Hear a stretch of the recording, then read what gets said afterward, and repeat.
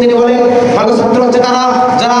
যাদের মাথায় সবসময় দিনরাত 24 ঘন্টা কোনো না কোনো মাসালা ঘুরপাকিয়ে থাকে, যারা পড়ালেখা বাদ দিয়ে লেখাপড়া নামে সরলময় পিতামাতার খাম ঝাড়া টাকা দিয়ে বন্ধু মহলে গিয়ে দিন কাটায়, যারা উস্তাদদেরকে সম্মান করতে জানে না, ছোটদেরকে স্নেহ করতে জানে না, বড়দেরকে শ্রদ্ধা করতে জানে না, উস্তাদের চোখে চোখ রাঙিয়ে কথা বলে, উস্তাদের সামনে জোরে জোরে আওয়াজ করে, উস্তাদের মধ্যে ছোট বড় পার্থক্য করে, তারা কখনোই আদর্শ ছাত্র হতে পারে না।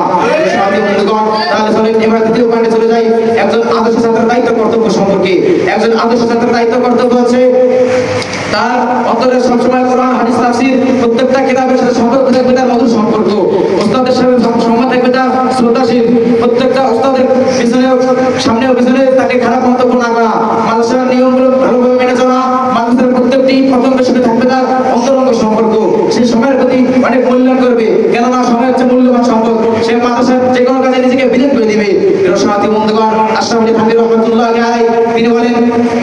তার একটা অভ্যাস ছিল ছাত্র জামানায় তার বাড়ি থেকে কোনো চিঠি আসলে তো তিনি সেগুলো বালিশের নিচে রেখে দিতেন, কষ্ট শেষে সেগুলো তিনি চিঠিগুলো দেখতেন আর কান্না করতেন। একটা চিঠিতে আমি মাদ্রাসায় কোনো চিঠি পড়ার জন্য যাইনি, ঠিক তেমনি ভাবে হযরত আনোয়ার শাহ কাশমী রহমাতুল্লাহি আলাইহি তাকে চলমান কুতুবখানা বলা হতো। কুতুবখানায় যতগুলো সাবজেক্ট থাকতো সব তার অন্তর্ভিত্তে স্মৃতিতে কাটা থাকতো, তো তিনি যাই দেখতেন তাই তার 40 বছর পর্যন্ত মনে থাকতো। তাকে জিজ্ঞাসা করা হয়, তিনি বললেন